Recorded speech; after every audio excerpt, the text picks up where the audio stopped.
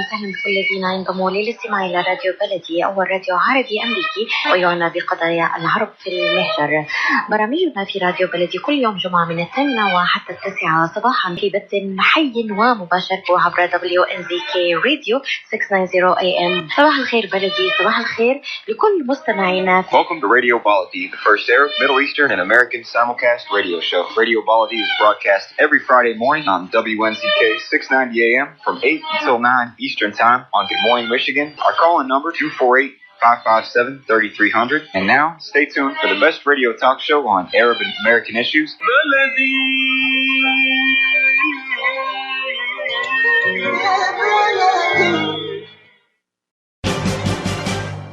I am Atef Abdel Gawad. Join me the first Friday of each month at 8 a.m. Eastern Time.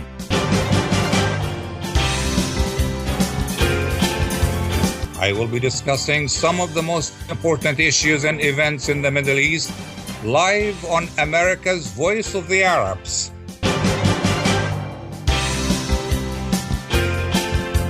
WNZK 690 AM and WDMV 700 AM.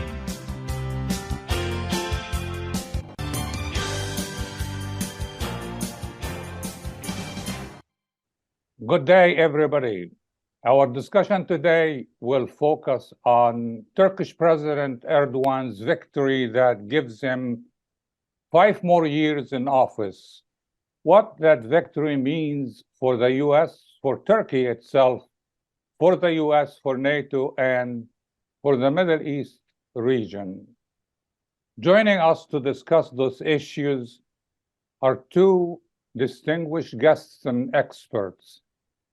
Mr. Ömer Özkizilcik, and excuse me if I don't get your name correctly, and Professor Des Roches of the U.S. Defense University. Before we get started, I want our audience to know that we are coming to you not just on radio, but also in video. If you go to the Facebook page of U.S. Arab Radio, you will see us. Again, U.S. Arab Radio on Facebook. My first question will go to my both distinguished guests, and let's start with Ömer. And the question is, what is the most important factor that swayed the voters to give Mr. Erdogan his win, slim as it may be? So first of all, the election victory of Erdogan was quite clear after the first round, and the expectation of the Turkish opposition failed due to 2 main reasons. The first is the bad choice of a candidate for the Turkish opposition. Kemal Kılıçdaroğlu lacks the charisma. He is a political figure who has lost in now 12, it was 10 at that time, elections against Erdogan, and he could not galvanize this support base, and he was a candidate which was not really even supported by his own political party. And this choice of candidate was the biggest issue. We had 2 other figures, namely Ekrem İmamoğlu and Mansur Yavaş from the Republican People's Party, who were much more beloved by the Turkish people, who, according to polls, performed much better than Kemal Kılıçdaroğlu, but internal struggle in the Turkish opposition prevented them from being the candidate. And secondly, and this is an issue which also concerns foreign policy and foreign actors, is that Kemal Kılıçdaroğlu has made a political alliance with the pro-Kurdish or the PKK-affiliated Green Left Party. The Green Left Party is perceived by the Turkish public as a political affiliate of the PKK terror group, and therefore any alliance with them or any collaboration with them raises security concerns among the Turkish electorate, and people who even criticize Erdogan voted for him. You can see this quite clearly in the election outcome. The political party of Erdogan, the AK party, got 35%, while Erdogan managed to get over 50% of the votes, showing that people have in Turkey a huge tendency to decide based on security concerns. And the PKK is an essential issue for the Turks. I see many times that also foreign experts and political experts do not really understand how much important topic the PKK issue is for Turkey, not only in its foreign policy, in its security policy, but also in the electoral behavior of the Turkish people. Professor Des Roches. Well, I tell you, it'd be hard for me to add anything to that excellent diagnosis. I would just point out that many in the West, and particularly human rights organizations, have noted that Turkey imprisons more journalists than any country in the world. So Erdogan has used the advantages of incumbency, not just for building large capital projects and things like the new airport in Istanbul, but also to muzzle a lot of the opposition and characterize it fairly or unfairly as terrorist or terrorist supporting. So I think that by the standards that other members of NATO want to see in elections, this was regarded as a somewhat suspect election, but nevertheless a legitimate one. And I think that that is, when you look at such a narrow margin of victory, that may have been one of the decisive factors. Omar, just if you allow. Go yes, ahead. If, yes, go if ahead. you allow about the issue, thankfully, we are not any longer the country who has imprisoned the most journalists. We ranked a bit down. Still, there are some issues. But the issue about the fair aspect of the Turkish elections, we have to underline here that Turkish elections were never fair, and there's always advantage of the ruling party to use governmental resources. But also, we are now living in a new era in which the internet, social media, YouTube enables much publicity. For instance, Kemal Kılıçdaroğlu, ahead of the second round, he had a YouTube interview with the Turkish young people, and it was 4.5 hours long, the video. It was watched 26 million times in a period of 3 days. So the opposition had the capacity to reach the Turkish public, but the issue was they were not convincing. And this is the main issue. Omar, Professor Des Roches points out a very important issue. And I wonder if the Turkish people, Turkish voters, are truly aware about the large number of not just journalists being in jail, but also about generally human rights abuses in Turkey under Mr. Erdogan. Are they aware of that? Let me say clearly, the Turkish opposition is using this line of argumentation for years now, and there isn't any Turk who hasn't heard about these arguments. But we have to differentiate here between the perception about Turkey and the realities of Turkey. So when it comes to the imprisonment of journalists, yes, there are some mistakes, there are some issues. But then on the other side, Turkey isn't like Sweden. Turkey's neighbors aren't Finland, Norway, Norway.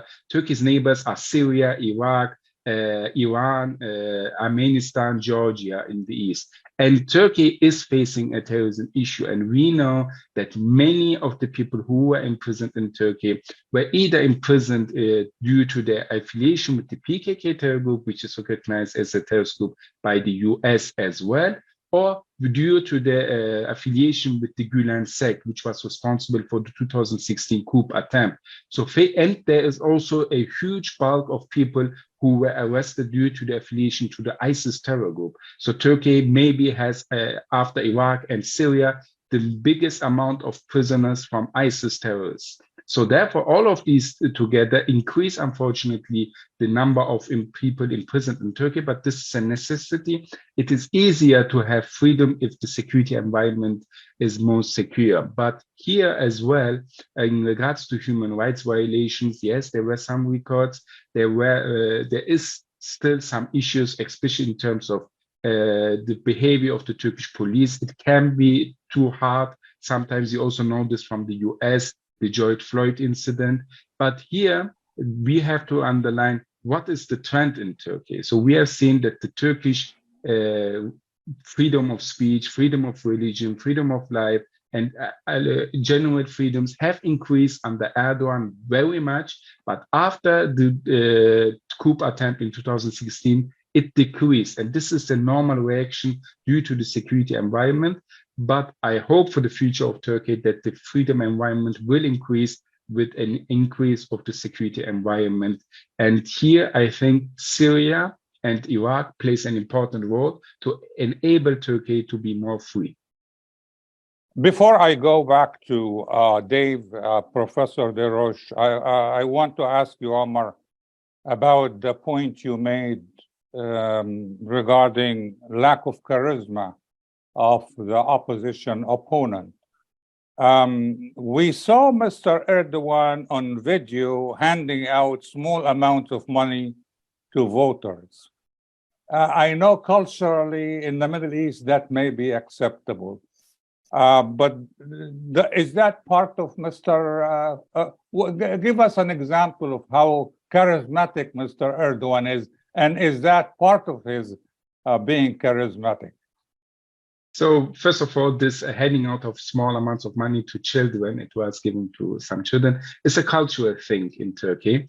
We have seen that politicians hand out small amounts of money as a cultural behavior, and it's actually frowned upon if someone who's elderly doesn't do it. So the children are expecting elderly people to give them money, especially if they kiss their hands, etc. But as Erdogan is a politician, he doesn't allow children to kiss his hand and just hands over money. So yes, I can understand that this is being seen as weird from outside, but from the Turkish perspective, it's a cultural thing and it happens. It's not only limited to Erdogan, it's much more wide. And about the issue of charisma, so let me just explain it this way. When Erdogan speaks to the crowd, it is like a rock concert. It's like a musical. It's like Ariana Grande on the stage performing. When Erdogan speaks, the people, he reaches the people. He gets his support base supporting him. And he is the most famous person in Turkey and the person who can gather the most people to one place. But Kemal Kılıçdaroğlu on the side is a person who lets people sleep. And I remember after the coup attempt in 2016, there was a joint public political event in which Devlet Bahçeli, the leader of the third biggest political party, Kemal Kılıçdaroğlu, the leader of the second biggest political party, and Erdogan spoke. It began with Devlet Bahçeli. Everyone was in an euphoria. Everyone was chanting. And then when Kemal Kılıçdaroğlu spoke, I was in the crowd. People were almost sleeping. Everyone started to sit because he doesn't have this rhetoric capability, not the charisma. But then when Erdogan came on stage, everyone stand up and everyone was again in a feeling of euphoria. And this, the superiority of Erdogan, is something Kemal Kılıçdaroğlu cannot match. And we have seen that he is not capable of being a real rival against Erdogan. Well, I have a question for Professor Des Roches, but before we do that, let's go for a commercial break. And when we come back, I will ask Dave about U.S.-Turkish relationship or U.S.-Erdogan relationship after the break. Were you recently at the emergency room, urgent care, or at your doctor's office being told you need a hand, wrist, or elbow specialist? At the Kıçancı Hand Center, we offer the latest techniques in hand, wrist, and elbow care. From sports injuries to work injuries to everyday hand, wrist, and elbow problems, the specialists at Kıçancı Hand Center are here to get you back on track. Call us in Troy today at 248-869-4263 or visit us at kıçancıhandcenter.com to schedule your appointment today. In a perfect world, everyone would be a perfect driver. Hands at 9 and 3, everyone. 9 and 3. Everyone would follow all the rules. Please, go ahead and merge. I'll make room. Thank you, fellow driver. And nothing unexpected would ever happen. Even the squirrels would know the right time to safely cross the road. In this perfect world, you wouldn't have to wear a seatbelt. But in case you hadn't noticed, we don't live in a perfect world. About 1,000 people in Michigan die each year in vehicle crashes, and thousands more are injured. Wearing your seatbelt reduces your risk of death in a crash by 45% in a car and by 60% in a pickup truck. So until we find a perfect world to drive in, make our imperfect world safer by buckling up. A message from the Michigan Office of Highway Safety Planning. Get ready for an amazing experience at Ishtar Restaurant on 15 Mile Road in Sterling Heights. Enjoy excellent hospitality from owners Ali Al-Baghdadi and Fatty Bottom, serving the best in Mediterranean food. Try Chef Ali Al-Baghdadi's famous shawarma, the best Iraqi grills and food, and the best Arabic and international dishes. Dine in our authentic atmosphere or take out. Call 586-698-2585 or check us out on Facebook. Ishtar Restaurant practices all CDC guidelines and is open every day, 11 a.m. to 10 p.m. Have an amazing experience today at Ishtar Restaurant, 3625 15 Mile Road, Sterling Heights. When you're looking for the best in optical care, Dr. Imad Nakash is your doctor to see. With years of experience and thousands of successful procedures performed, you can trust your eyes to Dr. Imad Nakash. See Dr. Imad Nakash and his professional staff for your eye care needs. There's 2 locations to serve you. In Hazel Park, call 248-336-3937. 248-336-3937. In Rochester Hills, call 248-299-3937. That's 248-299-3937. I am Atef Abdel Gawad. Join me the first Friday of each month at 8 a.m. Eastern Time.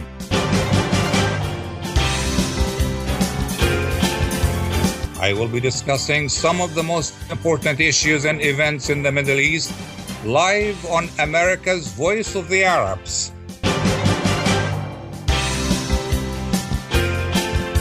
WNZK 690 AM and WDMV 700 AM.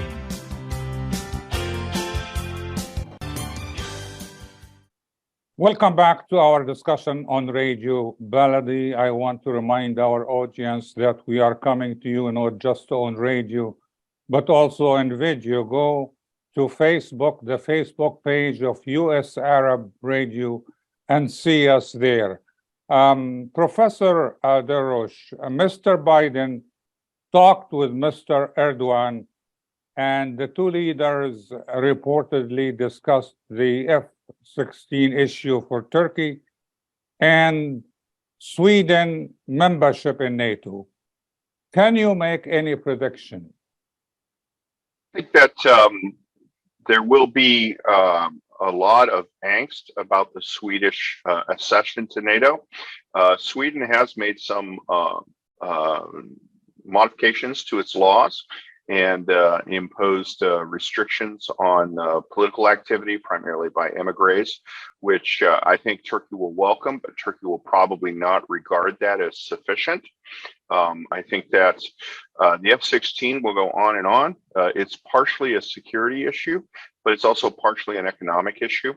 And one of the big issues with the F-16 will be co-production in Turkey, which is kind of hard to predict how that will break, given that you have so much inflation in Turkey right now. So I can't tell you how it will work out, but I can tell you that it will go down to the wire. The target for Swedish accession in NATO is the NATO summit. And if that is missed, I think that Turkey will be in a deficit of goodwill throughout NATO. Omar, Turkey used to insist on getting the F-35, but the issue was too complicated. So now it looks like they are settled, or Mr. Erdogan is settled on getting the F-16. So what exactly the situation is? So from a Turkish point of view, Turkey has a plan for its air force in which Turkey would transform from the F-16 to the F-35s and to the Turkish domestically produced fifth generation fighter jet, the TFX. And since Turkey was kicked out of the F-35s, there is a new issue, and this is that the F-16s in Turkey's arsenal will not be last and long enough to change to the Turkish domestic produced fighter jets, the TFX, and that there will be likely a gap of 1 or 2 years. And if there's some potential missed dates or postponements in the production, then this period can be extended even further. And therefore, Turkey wants to fill this gap by acquiring the F-16 fighter jets. And from a Turkish point of view, this procurement request from Turkey is viewed as the last resort. So the Turkish policy makers and the Turkish public as well view this demand as the last attempt to maintain Turkish-American relations. And if the Turks feel that they cannot get the F-16, they feel that the Turkish-American relations are dead, because historically Turkey and the US had the military-to-military relations, which was always the main base of this relationship. And if this doesn't even work, Turkey is one of the biggest users of the F-16, then what's left out of this relationship? So therefore, Turkey is very keen and is hoping and is actually expecting that the Americans will approve this demand.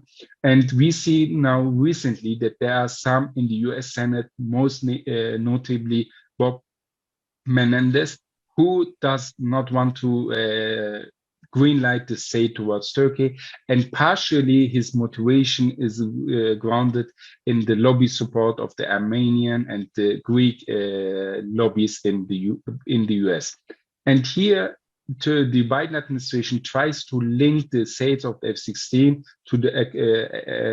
to Sweden joining NATO, but here the Turkish position is quite clear: Sweden will join NATO. There isn't any issue about that. The issue is about that Sweden has to fulfill some requirements first. Sweden signed off. There was a joint memorandum signed between Finland, Sweden, and Turkey. Finland fulfilled its requirements, and Turkey signed off Finland to become a NATO ally. And Sweden is now on the track and the road towards fulfilling its requirements. There is a new change of law, which came in only recently. And if the Swedish authorities act upon this new law basis, then I think their way towards NATO is quite open. Otherwise, if the Swedish authorities cannot fulfill their obligations, Turkey will drag this on until the date they act against the terrorist network, exiled network in Sweden, which was also accepted by the Swedish Prime Minister, that Sweden has a problem in combating terrorism, and these new laws will help them to cut off the financing resources, cut off the drug trafficking of the PKK in Sweden, cut off the money laundering of the PKK in Sweden. Dave, yeah, go ahead. I'm sorry. That was a wonderful answer. I'd just like to maybe highlight a few points. The first one is Omar rightly mentioned Senator Menendez's opposition and the role of Greek and Armenian lobbies. And I think it's important to note that in the United States under Erdogan, there is no political price to be paid for criticizing Erdogan. Most Turks in America view themselves as refugees rather than ambassadors, whereas Greeks in America are proud of Greece and generally represent the government's interest to the U.S. government. Same thing with people of Armenian heritage, and that's a consistent problem for Turkey, but it's gotten worse under Erdogan. I think, though, that a lot of this is performative. I think the F-16 sale as a policy matter will go through. I think that what's holding things up are just arguing over cost and where it's going to be produced. Omar, any response? Yes, about the issue of the Turkish diaspora in the US, he's definitely right. The Turkish diaspora isn't that much supportive of Erdogan. We know this also from the election outcomes in the US. The Turks in the US can vote. It's one of the highest percentage Kılıçdaroğlu got among all of the voting areas. But there is a part of the Turkish diaspora, it's not definitely not all, but a part of the Turkish diaspora is members of the Gülen sect. And this is something different. And this is something which should be approached differently than the other parts of the Turkish diaspora in the US. And the members of the wnzk, they are very troubling, and they are a huge issue, which is, to my opinion, also a threat to the US domestic security. And this is something the US audience or the US public isn't quite aware of. But the wnzk members, they don't act based on their own rationale, but they are fully under the control of Fethullah Gulen, who is in Pennsylvania, and they were responsible for the deaths of over 150 Turks in the night of the coup. And they are still operating their network, their school networks, their charter schools in the US. And they also influence what Mr. Des Roches explained, that criticizing Erdogan in Washington doesn't come with any kind of political cost. Professor Des Roches, you talked about the situation in Turkey in terms of journalists being jailed in Turkey. Would you describe Mr. Erdogan as a democratic leader? I mean, he came to office through the ballot box. So would you describe him still as a democratic leader? Only by the most narrow technical definition. I mean, one of the problems in American policy, and I've seen this in Bosnia, Kosovo, Afghanistan, Iraq, is that we tend to fetishize the trappings of democracy. We say, well, if you have an election, you have a democracy. And the problem is in places like Bosnia, where there were no democratic institutions. We had an election, but the only people that were organized were really ethnic gangsters. And same thing in Kosovo to a certain extent. So he certainly has come to power by democratic means. But when you look at things like restrictions on press and the use of security forces, and I agree with Omar's earlier remark that this is not unprecedented in Turkish history and political culture, that, you know, Turkey is not, their tradition can't be compared with Sweden or Finland, but many of the elements of a functioning democracy are missing. Omar, any comment? How do the Turkish voters view that issue? So when it comes to the questions about Turkey being a democratic country, I think from a Turkish point of view, this is some kind of an, almost influence the Turks, seeing what kind of perception there is about the Turkish people and the Turkish state. There were many discussions about what will Erdogan give away power if he loses the elections.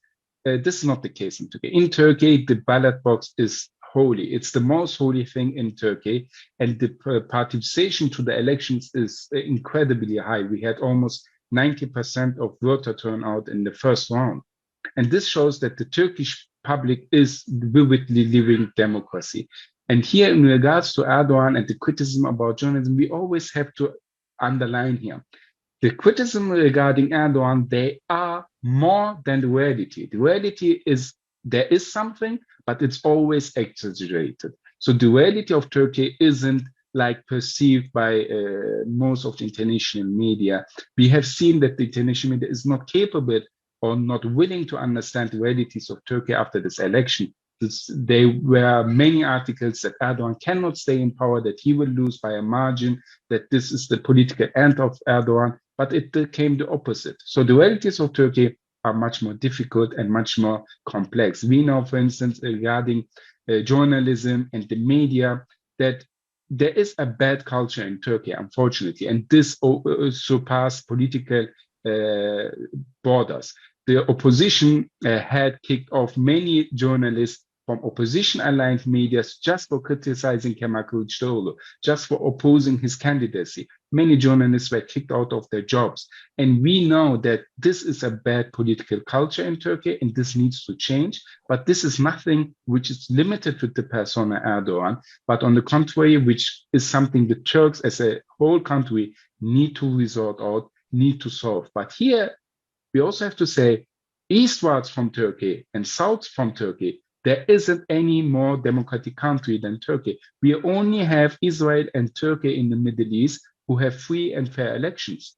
Turkey is the only country, the Muslim country who has the biggest democratic institution, the biggest and most important democracy in the world. And this position of Turkey is unique. There is a need for improvement. I agree with that, but it's not like Turkey is an autocracy, or it's not like Turkey is a democracy at all. Turkey is a democracy which needs improvement. We'll take a commercial break, and when we come back, I'm going to ask both guests about their expectation of any changes in Turkey's domestic and foreign policies under a new term of President Erdogan. After the break. Our noses can sniff out all kinds of things. Good things and bad things. Your nose knows if those sniffles are just a cold, allergies, or COVID-19. So if you want to be sure, swab and test your nose for answers. It's good to know.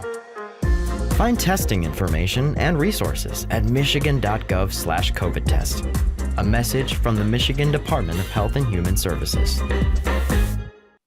Are you going to start a restaurant or a grocery store soon? Do you need floor plans and designs? Call Naji Abood at 734-744-9796. Do you want to buy kitchen and restaurant equipment at discount prices? Call Naji Abood now, 734-744-9796. New Concept Products and Design, the trademark of kitchen equipment. 5% discount on all purchases of $75,000 or more. New Concept Products and Design, new location, 31185 Schoolcraft in Livonia. Learn more at www.newconceptproducts.com. Call Naji Abood, 734-744-9796.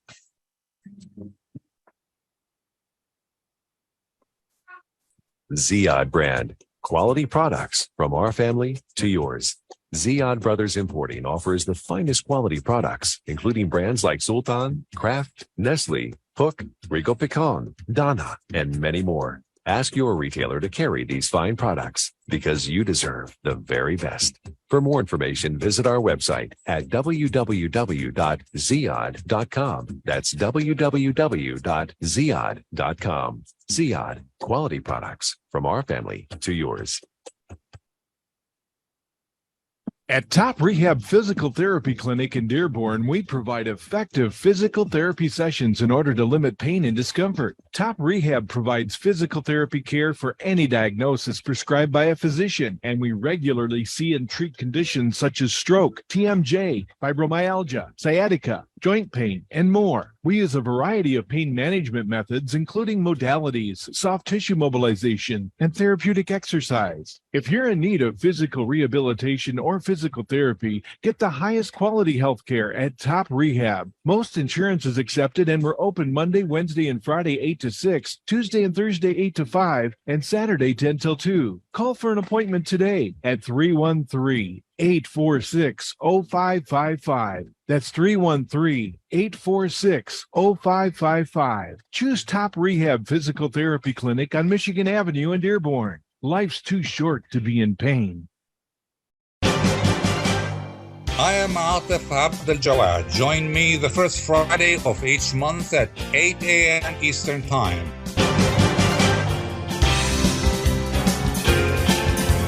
I will be discussing some of the most important issues and events in the Middle East live on America's Voice of the Arabs.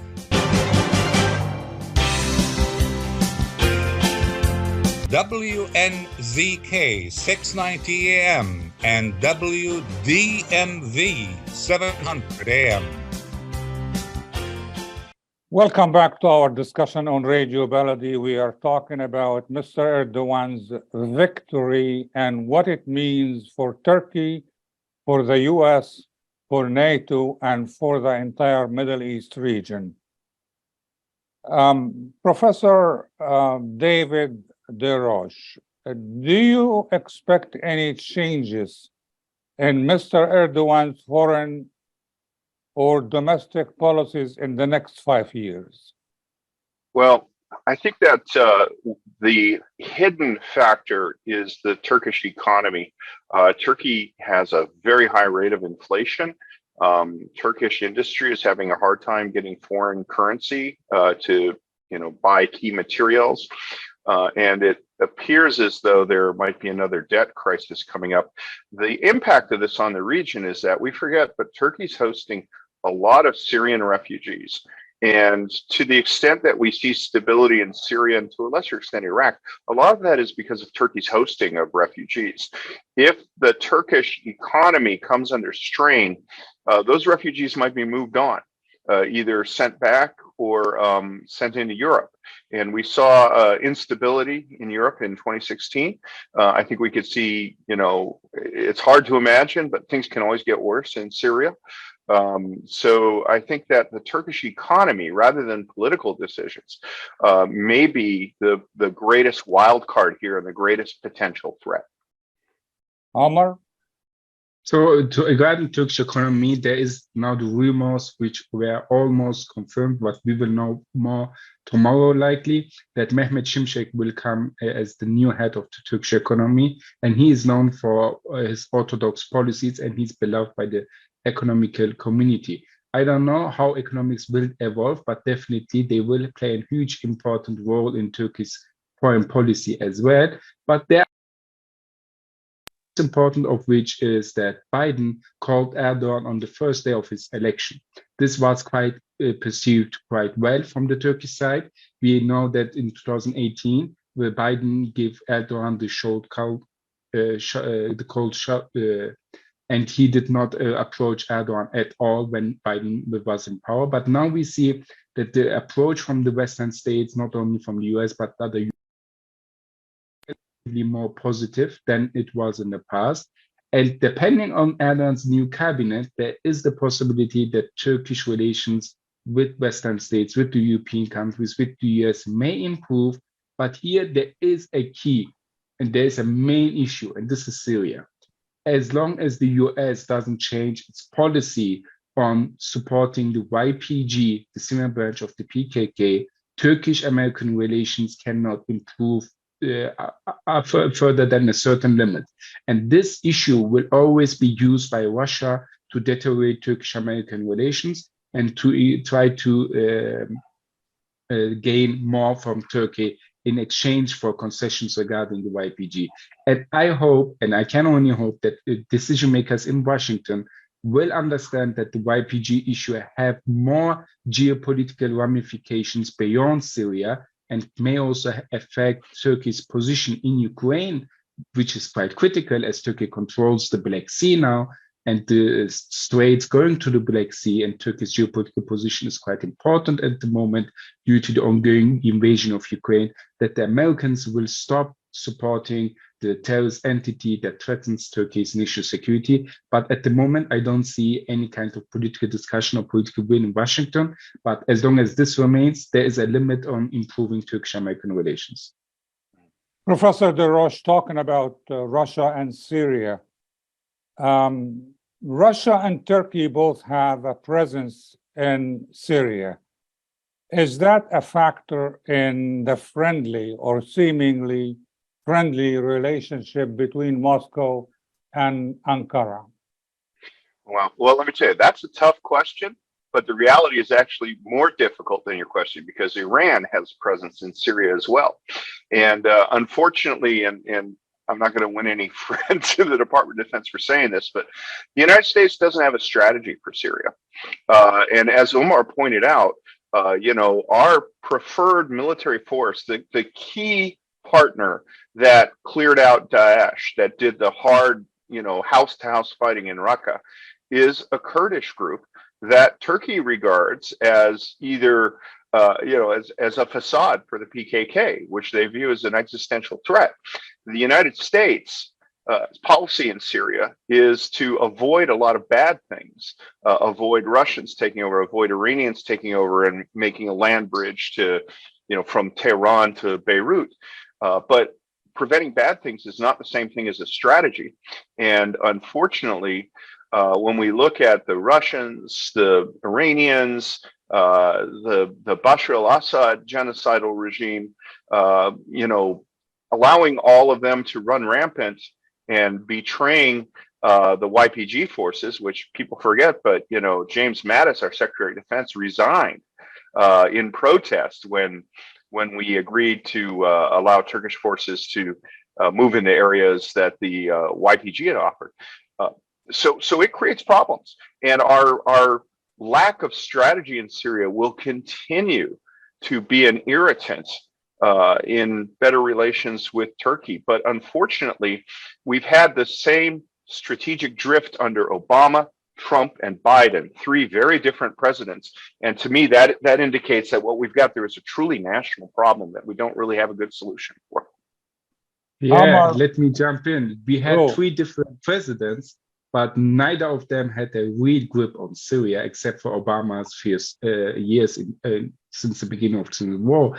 But we always had Brett McGurk, who was in charge of the US Syria policy. And this is a constant which remains. And Brett McGurk, in his position in CENTCOM and now as the head of the National Security Council for Middle East and North Africa, is the main political or military figure who decides on the US policy in Syria.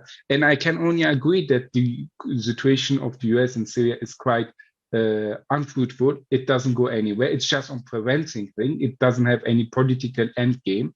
And here, personally, I think in the end of the day, the US, if it continues on its path, will have to withdraw from Syria. The US is not going to stay until the day of doom in Syria, but Turkey is and will stay Syria's northern neighbor. And therefore, I personally wrote and proposed an alternative roadmap at the Hudson Institute. It was published. The main idea of which is that I say to the US, exchange the US local partner from the YPG terror group to Syrian Kurds acceptable for Turkey, the Rojava Peshmerga, and to Sunni tribal Arabs, which are also acceptable to Turkey, and unite the Turkish and American spheres of influence against the Iranian and Russian joint sphere of influence in Syria.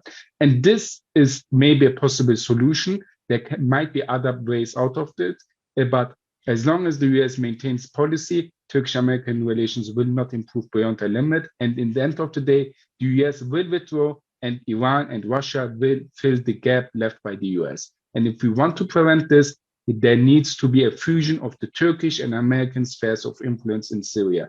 The Russians and Iranians, they work together hand in hand, but two NATO allies, they don't work together. And more contrary, we have seen that American soldiers and Russian soldiers were side by side in Syria, posing for the cameras while Ukraine was under invasion of the Russians. And this is a huge issue, which is the result of political lack of interest from Washington and the constant of Brett McGurk. Professor Des Roches, does Turkey still hope to join the EU, the European Union? And I also want Ömer to comment on that issue. Or we could put the question the other way around. Does the EU still consider Turkey's application for membership? I think Ömer would be a better commentator on that, but I can tell you that I think Sarkozy, when he was president of France, just buried that. And he said what everybody was thinking, but nobody said, which is, this country is just too different. It's too rural. I think the greatest fear was that rural farmers from Anatolia would move into European cities. And he was facing threats from the right, who were already unhappy over migration from North Africa. And unfortunately, I think that the 2016 crisis, when you saw Europe receive a large number of refugees, solidified this anti-immigration view, as well as the experience of Romania and Bulgaria, which most developed European Union members consider that those two countries contributed nothing but unskilled migrants, farmers. And so I think that the combination of those three things means that European Union accession is not in the cards. And I think that the European Union really mistreated Turkey over this. Omar? Yes, let me say, as a German Turk, a Turk born in Germany and raised there, lived there for 22 years, I know both sides, and I can attest Turkey will not join the EU, and EU will not accept Turkey. This is out of the question. We have seen in recent time that Turkey's hope for the joining EU were quite rejected from the European side. The Europeans treated Turkey very unfairly, and they made promises they cannot keep. This was the real issue. If they would not have given these kind of promise, the backlash wouldn't be that big. But unfortunately, we are where we are at the moment, and neither side is ready to cut off these negotiation talks. And they are ongoing, but they are not ongoing. They are frozen at the moment. It's a frustrating situation, like two married couples who don't live together, who separated for a long time, but cannot divorce themselves. That's the situation of the Turkish-European relations. And I think the best way out of this could be that a potential agreement between the European Union and the United Kingdom could serve as a model of a potential agreement between the European Union and Turkey. Let's go take a commercial break, and when we come back, we will discuss the Turkish-Israeli relationship after the break. Life for Relief and Development has now been rated as one of the best charities for humanitarian aid. Life's humanitarian projects span the globe, and Life is celebrating its 30th anniversary of providing essential life-saving aid to people and communities in 36 countries, regardless of race, color, religion, or cultural background. Where there is life, there is hope. And when disaster occurs here or around the world, including being one of the first responders to the Turkey-Syria earthquake crisis, Life for Relief and Development rushes in to provide food, medical aid, and shelter to those in need. We are looking to help the earthquake victims, and we take 0% overhead on emergency donations. So please help improve these efforts. Learn more about our involvement to help the helpless and bring hope where it's needed most, and make your tax-deductible donation to Life for Relief and Development now at lifeusa.org or call 248-424-7493. That's 248-424-7493. Kashat's Mediterranean Market in Shish Kebab offers a great array of your favorite Mediterranean meals. Meals range from lamb specialties, shawarma sandwiches, and seafood dinners. Plus, they offer big trays of your favorite food and so much more. Kashat's Mediterranean Market in Shish Kebab is located at 32839 Northwestern Highway in Farmington Hills and is open from 9 a.m. to 9 p.m. So stop in or call Kashat's today at 248-538-9552. That number again, 248-538-9552. Kashat's Mediterranean Market in Shish Kebab will definitely leave you satisfied. With more than 30,000 successful in vitro fertilizations, IVF Michigan is now ranked as one of America's best fertility clinics according to Newsweek magazine. IVF Michigan fertility centers are the recognized leaders in high-quality fertility care. With locations in Bloomfield Hills and 9 other cities in Michigan and Ohio, IVF has experts in all aspects of the field. A founding member, American board-certified Dr. Nicholas Shama, is one of the leading reproductive endocrinologists in Michigan and Ohio. He has performed over 20,000 successful IVF cases, and it's helped thousands of couples fulfill their dreams of parenthood. When it's time to get personalized care from Dr. Nicholas Shama at one of America's best fertility clinics, call IVF Michigan Fertility Centers in Michigan and Ohio toll-free at 855-952-9600. 855-952-9600. I am Atef Abdel Gawad. Join me the first Friday of each month at 8 a.m. Eastern Time.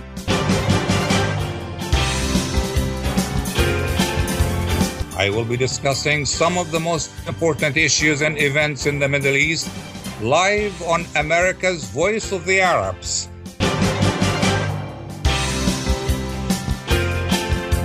WNZK 690 AM and WDMV 700 AM. Welcome back to our discussion on Radio Baladi. We are discussing Mr. Erdogan's victory and what it means for Turkey, for the US, for NATO, and for the entire region. And Israel is part of that entire region. Professor Des Roches, How do you characterize the Turkish-Israeli relationship? Well, first off, Turkey and Israel have a relationship, so that makes Turkey relatively advanced from the perspective of Washington. But it's important to note, I have never seen the image of Israel and the political power of Israel and divided, and support for Israel so divided, so degraded in my lifetime as it is right now. The current Israeli government is extremely controversial in Israel and among Americans, among American Jews, and among traditional supporters of Israel in the United States. Turkey is, as I said, has relations with Israel. It has been at a lower point than it is now, but it's not at a high point. I think that people in the West view Turkey's relationship with Israel overall as a positive. I think that right now, Turkey's somewhat wary approach to Israel is paying off for Turkey, given the fact that Israel's image is relatively bad by historical standards. Omar, any comments? So the Turkish-Israeli relations, as the former speaker said, were at a much lower point up until recently, since Turkey normalized its relationship with Israel. And I'm happy to be one of the few who anticipated and foreseen this normalization of relations, because the geopolitical realities of the Middle East forced Turkey and Israel to work together to increase relations. The economic relations were always good, but there is a need for further security and political and diplomatic cooperation between Turkey and Israel. And I expect that these relations will further increase in the new period of Erdogan, especially due to the role of Iran. We know that recently Iranian Shia militias have expanded their military presence in Syria. They have targeted American soldiers. They have targeted Turkish supported Syrian rebels. And it's the Iranian presence in Syria is also perceived as a threat from Ankara.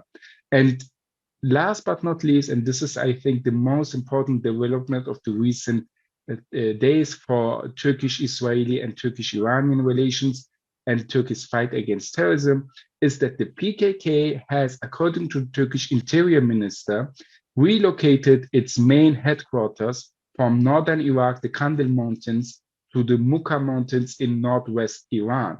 And if this is the case, which is likely, otherwise the Turkish Interior Minister would not make such a statement, this means that the PKK's leadership is now in a safe haven in Iran, as Turkey usually doesn't target Iranian-controlled territories.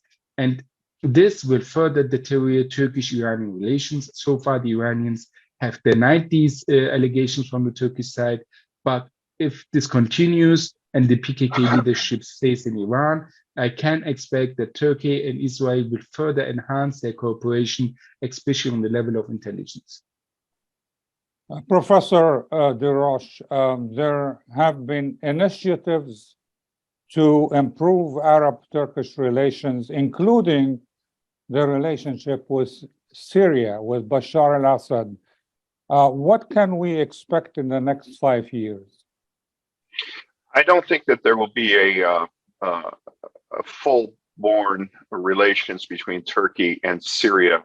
I think that Syria is probably the most pressing security threat for Turkey because of the presence of PKK operatives there, because of the presence of remnants of Al-Qaeda and like-minded Islamist radical groups in Syria, and because of the continued presence of Syrian refugees in Turkey.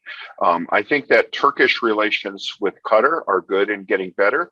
And I think that Turkey will also enjoy good relations with the rest of the Gulf states. I think that markets, particularly for military weaponry in the Arab world, Turkish military weaponry will continue to expand.